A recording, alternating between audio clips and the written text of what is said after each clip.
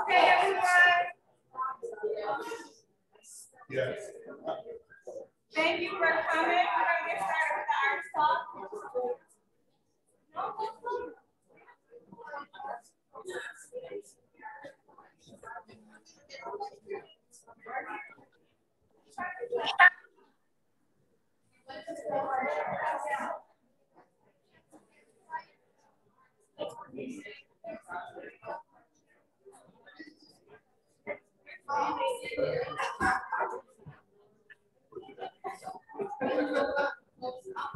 Okay, we're gonna get started.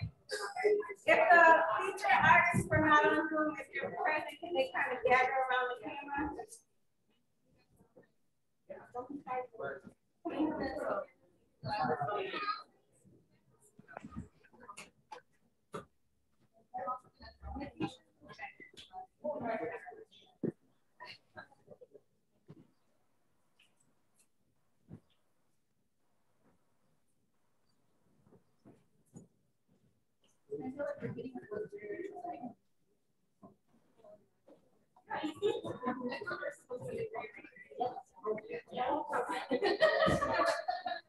Can you all on the computer hear me okay? Yes. Yeah. Perfect. I have the air on, it's a little loud, so I try to put it in the So thank you all for coming to 5 Points Art Gallery Studios 16th to 20th. I don't remember exhibition, but this is the 3rd annual This is America exhibition. It's the annual show that 5 Points hosts. It features all artists of color, and it's about projecting and allowing artists of color to control their narratives about their lived experience for America, whatever it is, what it looks like, what it feels like, what it tastes like, how they observe it, and they broadcast it to the world. So there are about 22 artists in this exhibition. This is the most that I've had this far. We have a lot of collaborative projects going on in this space, and we also have some new additions. We have music video artists and musicians in the exhibition. This is the first time I am working with books and some paperwork, so a lot of different mediums, again, to introduce what might be considered different aesthetics for artists of color, and then different ways of communicating visually about, again, the lived experience. We have local Wisconsin-based national and international artists in the exhibition currently. And so you might ask why the international, they have ties to the US and their own vantage points too. And then they also have work and live currently in the US, so they have stories to share as well. I'm not sure who I want to get started with. So I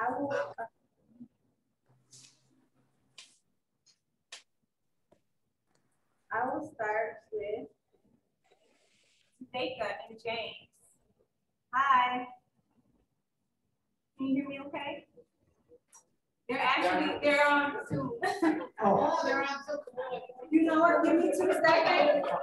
Give me 2 seconds. Can you put my stick down? Oh, I'm gonna let you off.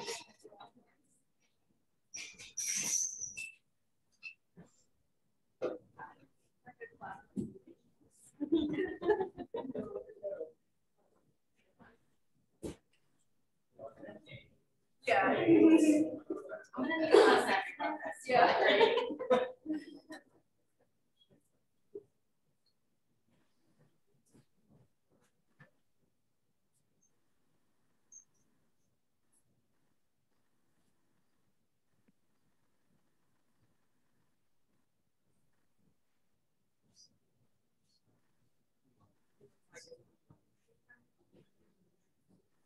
Okay.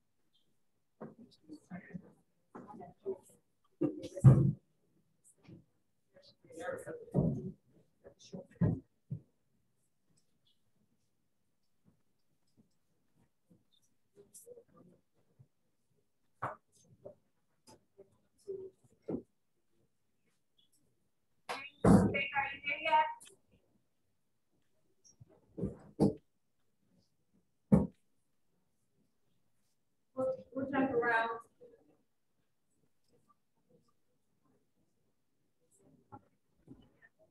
Okay, then I'm gonna kind of keep going. So I'm gonna introduce Layla Amin, who's a Milwaukee-based artist.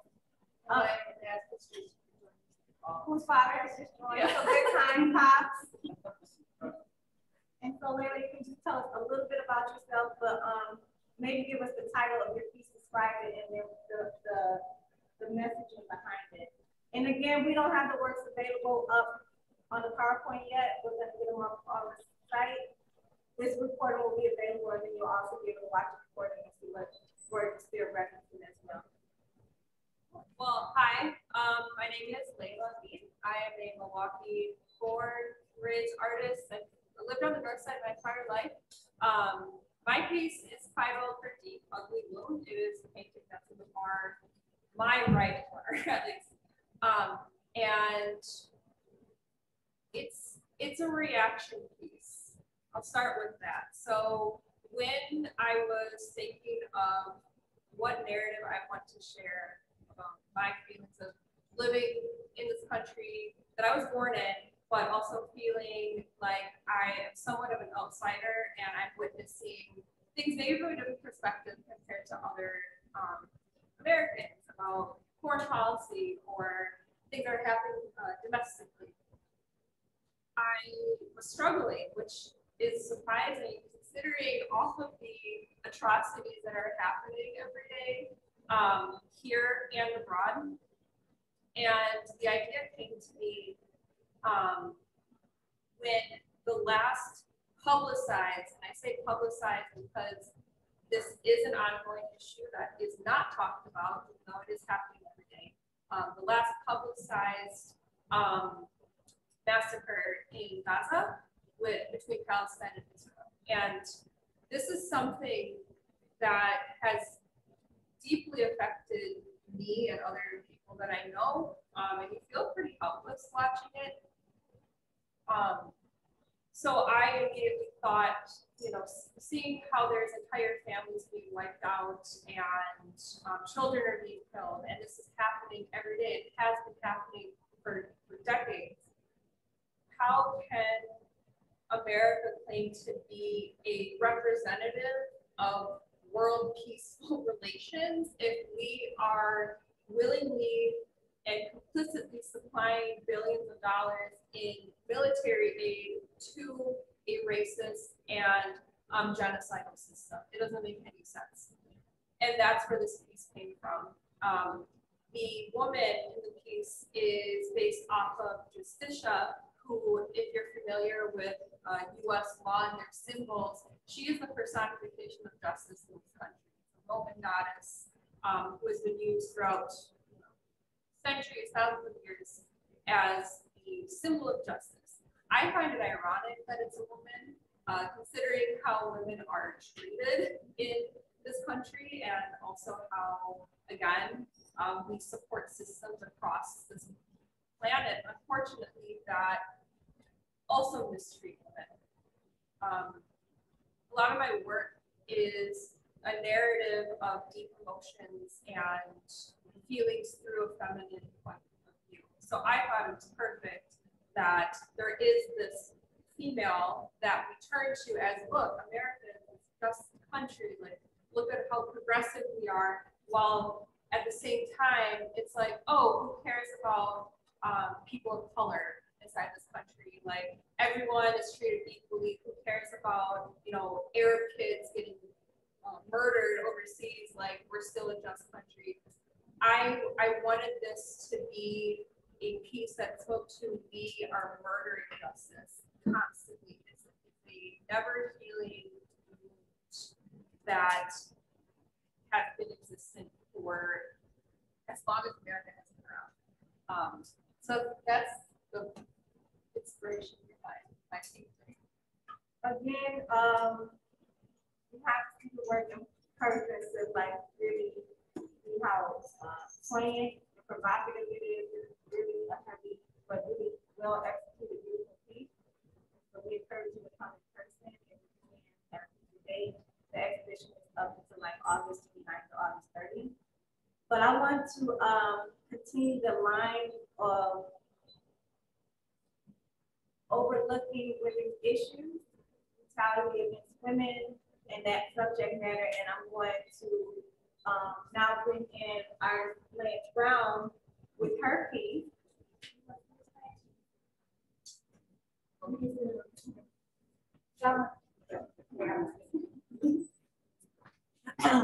Okay, so very good segue. Thank you so much for taking this out because she's talking. I was thinking, I said, it'd be good if I talk. So my name is Blanche Brown, Phoebe. But my piece is Black Girls Shine Best, and it does talk about what I do for a living. I'm a therapist. I'm a family therapist. I'm also an art therapist. It's like it's my art as a point of healing where voice is not there, as well as work with couples and families and individuals and children. So with that said, a lot of my clients, which are women, which are Black women and women of color,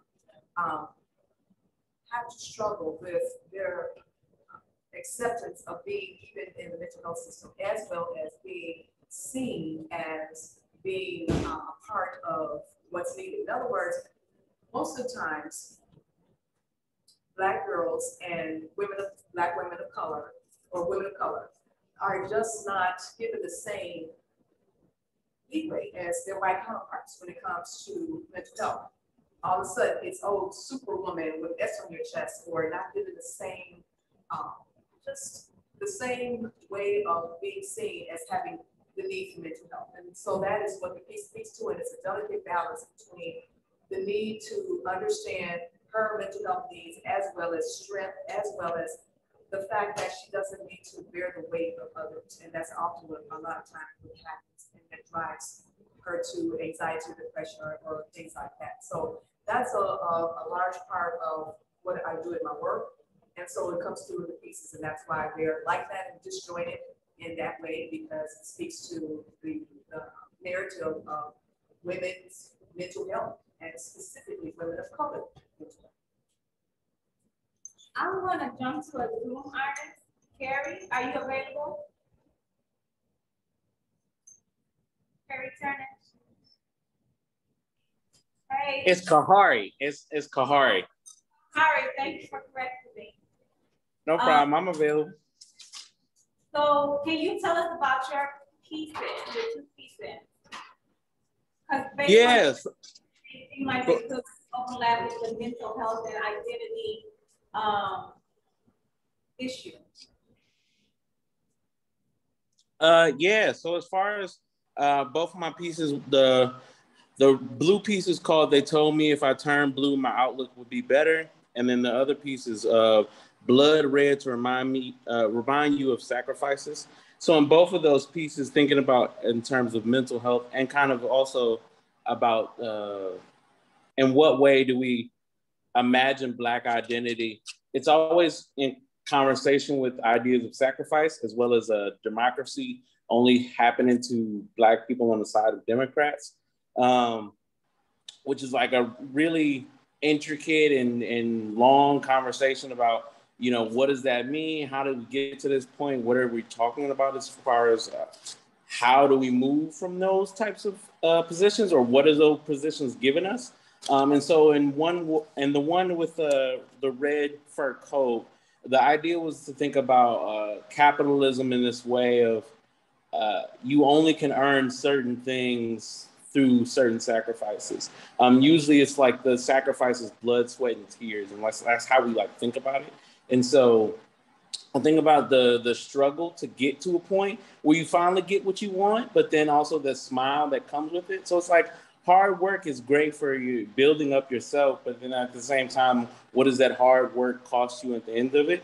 So the work was really focused in on kind of imagining the space of, you know, being happy with the things that you had to sacrifice for in one way or another, but also having to go through that sacrifice when it's not necessary. But yeah, and then the outlook on blue, like I have a blue window in there, and then there's like this blob space. And I really was thinking about in the way that the color blue has been representing so many different things as well. So it's like thinking about blue is in sadness, blue is in police officers, blue is in Democrats, but then also blue is in, you know, a mood that could also be calm. So like looking out the window, and how do you think about looking out the window? So like all these things that associate with blue, and like how it's supposed to be so much better, but then also like the colors that we associate with blue aren't always positive for us. But that's really where my ideas were coming from. Thank you. So his piece is 2 pieces are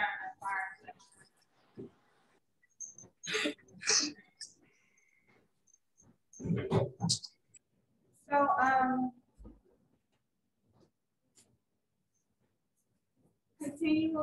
continuing on female identity too.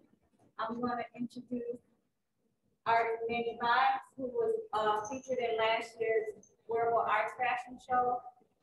His aesthetic is one of his signatures aesthetic is wearable work that he repurposes and makes its own original fashion. But you can talk about your pieces to show.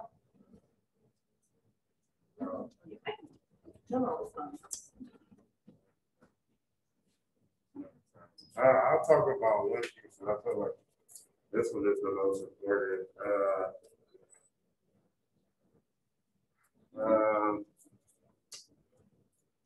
Everybody can hear me. Okay. So the main piece is the military piece. It's like a military jacket, and it has a Black Panther, a woman on the back. I got inspired by Dameon, in the songs. He has like a clip in the song about it's like some Black people when they're in the military, and they're talking about like how they're experiencing racism from like the people that's there, that's they're fighting alongside them. So I got inspired by that. So that piece is about black women that were in the Black Panthers or whatever. And even fighting alongside the Black Panthers, they were like silenced. You know, the military jacket represents the military. The red of it represents the blood that the military has shed over time, senseless violence. The woman is basically a toy. It's like a toy in a packaging, and it's basically to make fun of like G.I. Joes, like in the 70s, and I believe it's the 70s, 80s, where like G.I. Joes are kind of just like the standard toy. Like you wanted to have a G.I. Joe, and you wanted to be like that. It's like a military person, like you want to be like a military man or whatever. And you like this action figure with this gun or whatever. And I'm just like, but the real heroes that we have, as black people, it's not them. Like we kind of like fear this type of mentality. The real heroes that we have are Black Panthers or whatever. So I made a toy of a Black woman as a Black Panther. That's where I got my inspiration from. So yeah, that's the.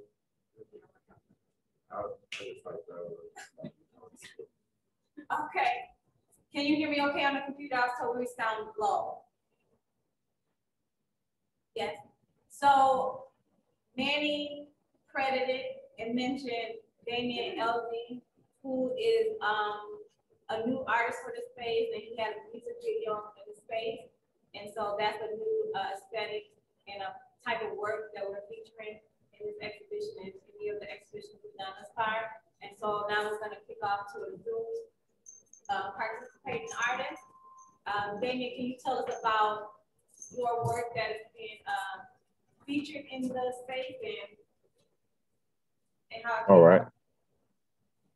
All right. Can y'all hear me good? Yes. All right, good. Because I'm trying out some headphones. I'm in my mama's house, so I'm trying out some headphones here. I'm out of town. The video that she's speaking of is called DAP. And if you know anything about DAP, DAP is short for dignity and pride. The song that's in the video was originally titled "Salute Me." The chorus goes, "Salute me, salute me." When I sent the video to my guy Tate Butler, who is in Masters of Fine Arts at Arkansas, I sent the song to him, and he used to be in the Army. And so what he heard was the disrespect that a lot of Black Army veterans received while in our Army, and he connected that also with the connection of the DAP that Army people gave each other, and that's where DAP originated from. He connected it with that. So in the video, you see a collage of intersectional videos of Army veterans giving each other DAP. And at the end of the video, you see how the DAP has progressed, and you see a more modern expression of DAP. The song is from an album that my cousin and I had solo, Franz Jenkins. We created. It's called, the album is simply titled Red. And the reason that it's called Red is because it's the first in a 3-part series of collection of songs, and red is an aggressive color. So when I was listening to the songs as we recorded them, we just started out recording songs, and it was during the pandemic, and he was sitting at home. Well, he wasn't. He was working. I was sitting at home, and we started being creative again, and we started getting back on doing the music stuff, and the songs all came about. And as we were listening to the songs, we noticed that there was like 3 different groups of songs, and each group had a different vibe. And with the album Red, which DAP is from, all of those songs are aggressive. And you can purchase the access to the website in the gallery during this exhibition. So I'm real excited. It's my first time being in a exhibition as a hip hop artist. So it's like, I feel like I made it right now, because I've been at a lot of these exhibition openings, and now I'm sitting here talking to y'all. So I feel like I made it. But yeah, so it's real, it's different. It's very artistic for what hip hop is. And I think if you take a look at the TV screen over there and sit down and watch it and listen to it, you'll enjoy it, and you'll get the message. It'll be clear. So speaking of cousins, so this exhibition has a lot of family members in it too, which is why I did a hashtag family affair. There are a lot of cousins, and I'm gonna foray to one of Dameon's cousins, to an artist named Damon. They look similar, kind of too. And so you wanna come here? Damon does photography based on hip hop artists too. And so I don't know if it's a bloodline thing or what, but maybe you can tell us about your pieces. First off, I gotta start reading your emails a little better. I know all this is happening. But yeah, I think hip hop is probably one of the most important things in America. Period. Like culturally, it's been just used by everybody. So I've been trying to document it.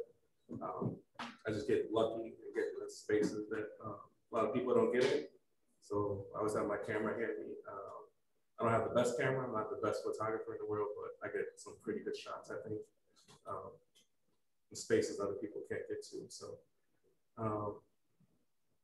that's pretty much it. And I've been doing it for quite a while, and I got some of these are from, like, there's 1 or 2 pictures in there. It's like 10 years old. There's one that's like a year old. So it's a little mixed. Okay. And also, yes, you know, viewers, you can ask questions, you can jump in at any time, you don't have to wait to the end. If you want to have some additional dialogue with the artist, if you want a little bit more, otherwise I'm here to keep it moving. I am going to start talking about like more of U.S. identity. And so I am going to jump to another artist online, Valaria Tatera, who discovered later on in life that she had indigenous, very close indigenous heritage, and so her practice has began exploring that, and she was installation and a more abstract artist, but very, very powerful work. So I'll let you speak on your work. Bonjour. Hello, I'm Valaria Tatera, and when my grandfather died when I was 5 is when the family found out the secret that we were indigenous. My piece in the show layers ribbons, red, white, and blue, stamped with native land over the medicine color wheel of ribbons, which is black, white, yellow, and red, and those are representative of north, south, east, and west, as well as our medicinal tobacco, cedar, and things like that, offerings. So I really want to use this time to acknowledge the indigenous ancestors that inhabited the gathering place, Milwaukee. The Ho-Chunk, the Fox and Sacs, the Menominee, the Mascoutin, the Potawatomi, the Ojibwe, and the Maumee. I would like to acknowledge the nations that are caretakers of what is now Wisconsin. Brotherton, the Ho-Chunk, the Menominee, the Mohican, the Oneida, the Ojibwe, the Potawatomi, and other relatives that call the territory Wisconsin home. Just remember, we're on native land. So this 4th of July, also think about the indigenous ancestors, which ground you live on. Chimegwich. Thank you. I'm going to again jump around to CK Ledesma, who's a Boricua, eh? Hi, friends. My name is CK Ledesma. Original birth name is Eric, but I go by CK. And my piece is a photography piece called Sugar Coated Gates. Like Fatima said, I am Boricua and Puerto Rican, born and raised. I've been here for 13 winters. Yearly, right? Yearly. And so this piece is a little bit of a documentation piece that happened in Puerto Rico this past year. I was investigating food crops and a food system and a specific dish in Puerto Rico. It's a corned beef, Puerto Rican corned beef, and figuring out how it arrived to the Caribbean. And like many things arrived to the Caribbean was through the transatlantic slave trade. And this is why we have Puerto Rican corned beef. So this set me on a path of trying to discover what other things shaped our culture and what other things shaped the Caribbean. And of course, many of it was the sugarcane fields that were slave laborers who worked the fields. But this is all history, right, that we never were learned, like taught or grew up learning in schools. So in this moment, in this picture, I literally am I purchased sugarcane as my material to figure out what it was that I wanted to do with it as a very intimate act of my ancestors were here, they did this, and I'm just gonna purchase this thing as my material. And this piece, I'm literally gathering things and coming back into my house. And it felt really appropriate for me to stand in between the sugarcane and the gates as myself sandwiched between history, because the gates in the homes in Puerto Rico actually also have lineage and inspiration through the transatlantic slave trade, right? But I'm negating my face, I'm hiding who I am because my identity is sort of somewhere in between those two places of the field, of the architecture, my country, which is a colony of the United States, still to this day. So this is just a moment of a larger body entitled The Rum Will Wash It All Away. And it's still in progress. It's some of the body of work that I'm experimenting with in this year. So thank you. And CK is a current very young fellow. Yeah. Yes. Thank you. More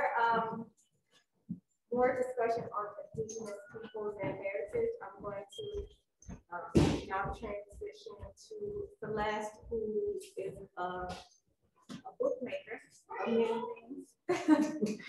And so this again is a new medium for the space. We've had printed books in the gift shop, and they're self-published by artists, but this is the first time we have like original handmade books by an artist in the space. I'm really excited about it. So I want to introduce Celeste Contreras. Thank you so much, Fatima. Thank you so much for having me in this amazing space. The books that I'm showing tonight are part of some research that I'm doing. I'm not a historian, I'm not an expert on what I'm exploring, but I have grown up with books. I do know the power of documentation. I know the power of a book. I know the power of the erasure of people. And so that's sort of what I'm focused on, is just documenting the stories. If we don't tell our stories, somebody will rewrite our history. And so I'm using my stories as the power of just transitioning between pictures and language. And my research right now, I'm in grad school currently, and my research is focused on the transmission and the transgression of the 16th century Central America or Central Mexico, where language was taken from pictographs and logographs to then Latin and Roman alphabets that we read today.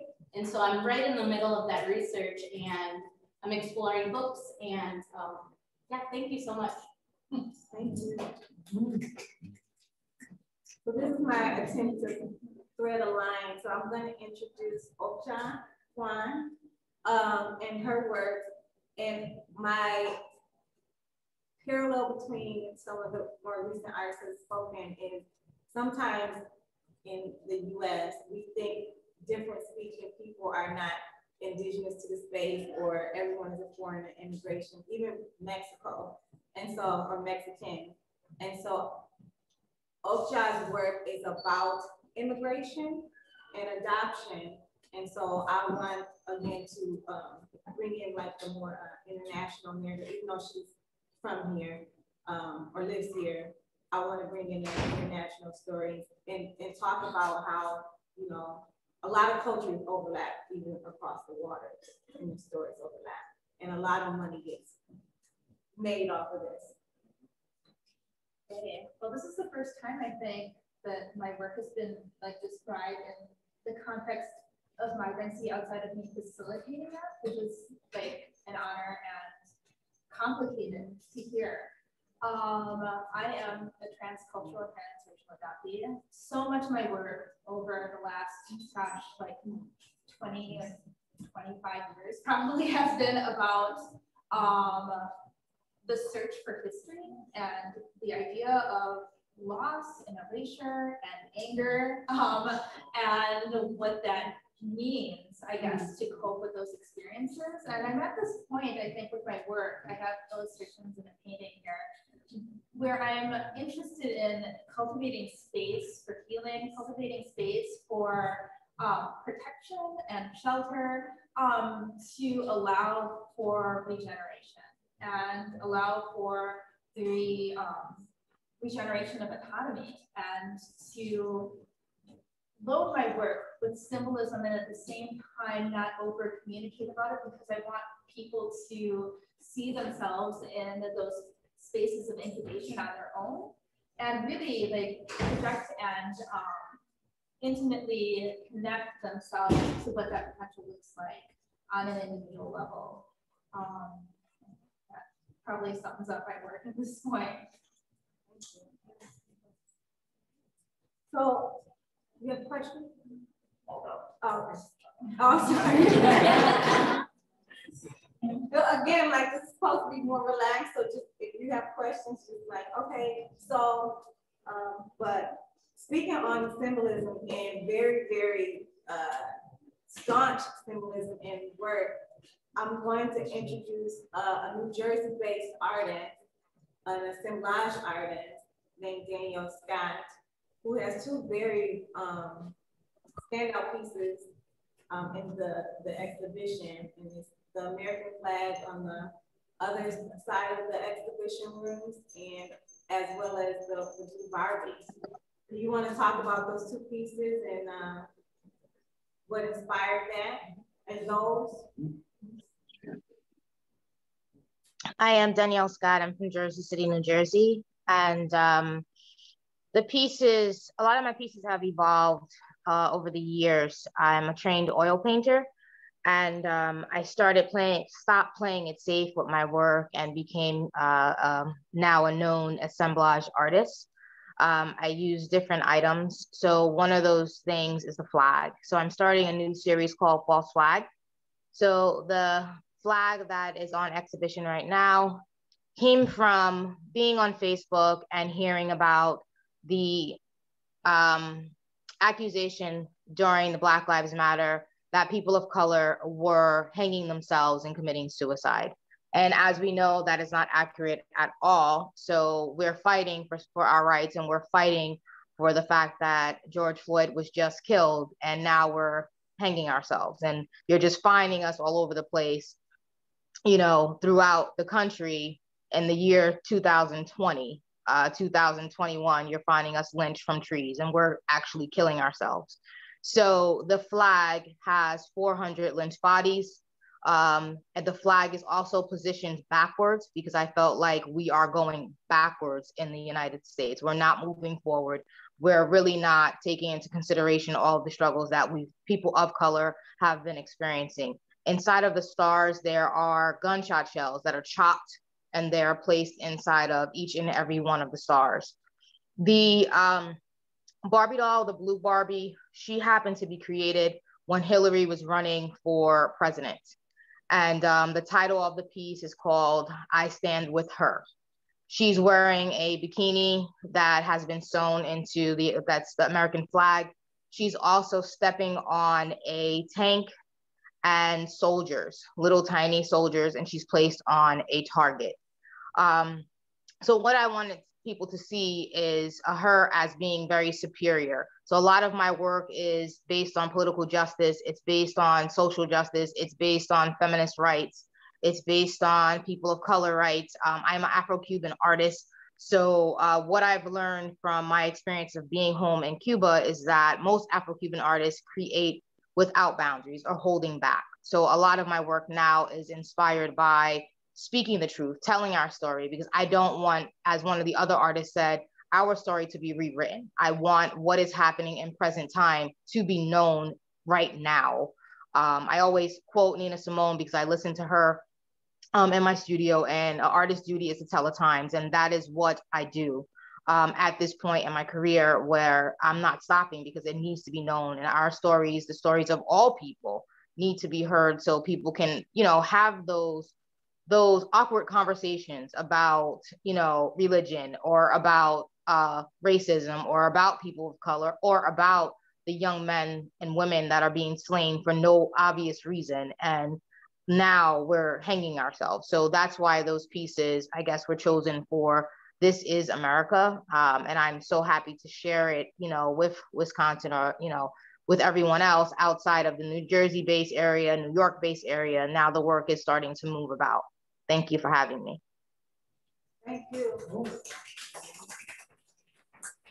I want to add a note of the privilege we have to exhibit our work, how we want, and cover the whole range of content, because in Cuba right now, and that's been going on for a while, their work is very provocative, but their government is very keen on censorship. So a lot of artists are being incarcerated and persecuted because of this liberty that we are treating more as a commodity, but they're treating it as a true cultural practice.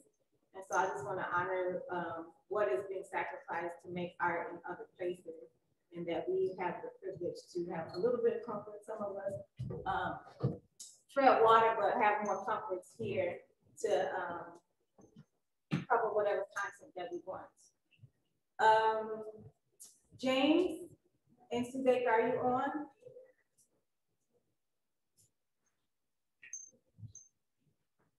Well, speaking on sculptural works, I'm excited to introduce a person who first popped up at the gallery, wanted to interview me, but then to be an intern, and then later to be like, provide critique for some new pieces.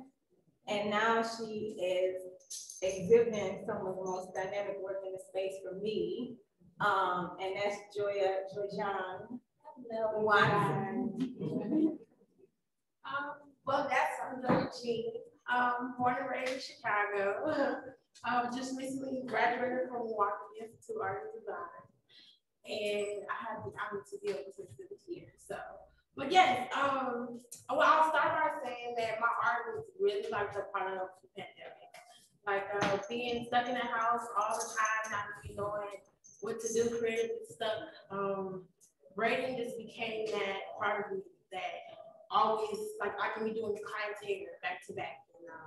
And so that was like the material that I learned, that it was like more of a ritual for me, something that always came natural to me. And I started using it in my work because it came easy to me. And like I was pretty much experimenting first, and then it kind of evolved into like me trying to like not only use braiding hair as like something I do on physical people, but also in a more fine art way, or like a sculpture or something like that. So yeah, and so I kind of pushed myself with braiding, and I created these crowns, 1, 2, and 3. I wanted to, like I was saying, I wanted to create not only beautify my Black women, because that's most of my clients. I've been braiding hair for so long, and just having that bonding moment with my clients and being able to, you know, just talk and just have girl talk. It's a feeling that I love, and it's like being able to like recreate that in a physical piece that's not necessarily on a union. I wanted to redo that, and so like that was where these crowns came from, because it's, you know, I'm able to, you know, stare in the face and like, oh, you look beautiful, you know, kind of like a reflection of like who I am. And so yeah, and so I kind of added these extra pieces, like the products representing like hair products that I use, like moisturizer and edge control. And so yeah, and so I wanted to also find other ways to experience with braiding hair. And so I did. And I also did the chair in that, which is the wild thing. It represents the African Adipa symbol in the middle of the chair, really representing my beauty chair, you know, like a comb that I use to do my box braids, and, you know, but yeah, really just create that that reflection of what a Black woman feels when they get their hair done. We feel beautiful, we feel like queens. And so I'm representing these Black women as their crown, like they're wearing their crown. So, yeah.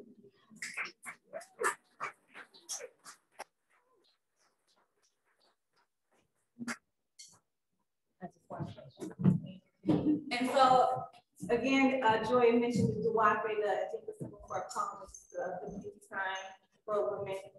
Ironically, in the bathrooms of the gallery, artist named Vaeth made ceramic murals, and one of them is of the Duwape too. For him, he made a gender-specific bathroom. One was male, one was female. They are gender neutral, but that is in one of the bathroom spaces too.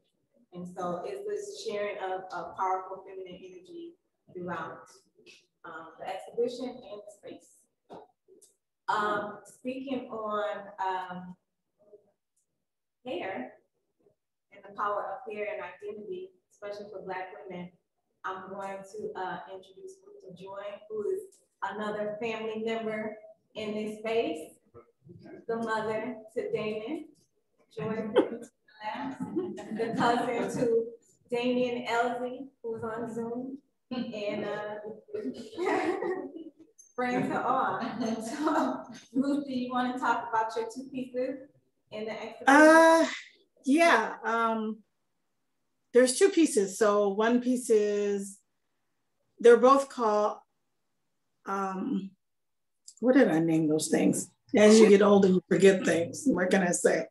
But it's about I am my hair today and yes, or tomorrow. Yeah. So, see, I tell you, I'm old. So my dilemma with hair was that I was always asked, why do you wear your hair the way you wear your hair? And it just became annoying after a while that people kept asking, can I touch your hair? Can I, or if you wear it straight the next day, well, how could it go from straight to non-straight to curly or whatever? So as we look back in time, our ancestors didn't straighten their hair. Either they had straight hair or they didn't. So it took me a long time to come to fruition with my own hair of dealing with relaxers and not to relax my hair. And I really didn't have to relax my hair. It was just a trend at that time. So over the last 10 or 15 years, I have not relaxed my hair. I have not dyed my hair. I just deal with my hair. And this is my hair, and I love my hair. And I want other women of color to embrace their hair. You can wear it any way you want to, but it's your decision to wear it the way you want. That's all I gotta say.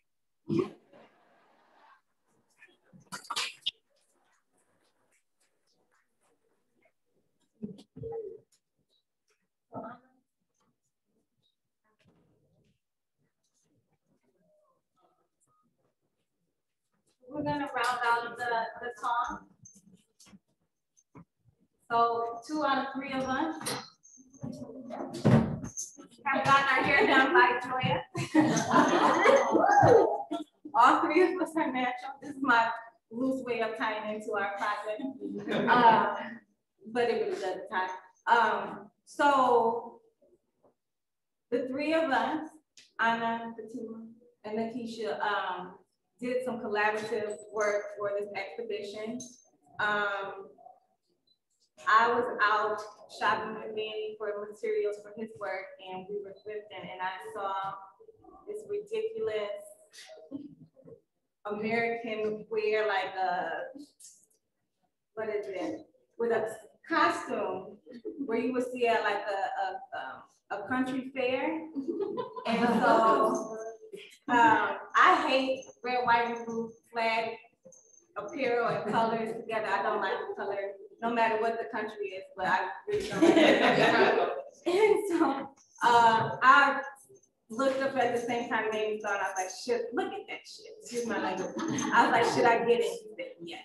And I was like, it makes me want to do this, something real dramatic, like put on some country. And so I did a performance piece, kind of trying to say, if I overdid my Americanness, if I showed more patriotism, if I bled red, white, and blue, would they leave me alone? Would they say I'm 5/5 versus 3/5? Would I be enough? Even if my house looked raggedy, can I just be? And so I knew I wanted to do performance. Anna is a new artist to the space. She does film and photography and videography. And then I knew I wanted a narrative. First I was thinking, do I do some kind of country music song? And then I was like, no, I don't want to do any copyright issues, but I want to make this as original as possible. And I was like, I know banging poet, and it's Nakeysha. And so I was like, I'm about to do a stupid performance. I got in for this project, and they're like, okay. And so Anna is she's a young artist, she's the art student, and I'll let them talk for themselves. And then Nakeysha, she's a poet, but she also is a self-published a self-publisher of an artist magazine as well, and with other hats that she wears. And so this is a collaborative project. We did, Anna and I did still film photography, and then we also, the three of us did a video performance in which she did the video. Nakeysha is narrating poetry over my